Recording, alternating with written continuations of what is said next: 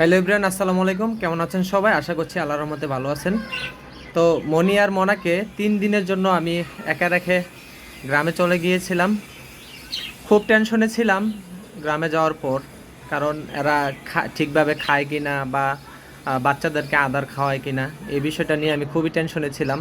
বা এদেরকে আমি খাবার ঠিকভাবে পর্যাপ্ত পরিমাণে রেখে যেতে পেরেছি কি না, সেই নিয়ে টেনশনে ছিলাম। তারপরও দৌড়াদৌড়ি করে আসছি শুধুমাত্র এদের জন্য। যাই হোক, এসে এদেরকে সুস্থ সবল দেখতে পেরেছি, আলহামদুলিল্লাহ। আর এসে দেখি অবস্থা একদম নোংরা হয়ে আছে। ট্রেটা একদম নোংরা নোংরা হয়েছিল, আমি পরিষ্কার করে দিছি। আর ফ্রিজের মধ্যে ডিম ছিল। এসে আমি এদেরকে খাবারের ব্যবস্থা করে দিছি, ডিম সিদ্ধটা দিয়ে দিছি। আর সিডসগুলা আমি বেছে বেছে আবার নতুন সিডস দিয়ে দিছি। তো যাই হোক, আমি একটা বাচ্চা দেখে গিয়েছিলাম, মার্শাল্লাহ এখন মনি আর মনার 3টা বাচ্চা ফুটছে, আলহামদুলিল্লাহ।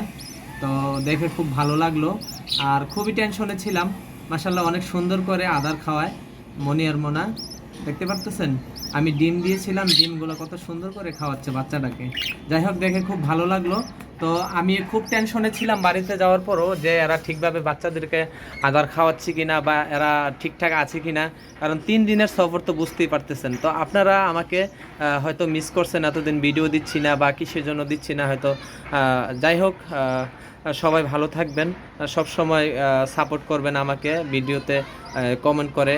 কিভাবে এদেরকে যত্ন নিতে পারি সেই বিষয়টা একটু আপনারা লক্ষ্য রাখবেন এবং কমেন্ট করে জানাবেন।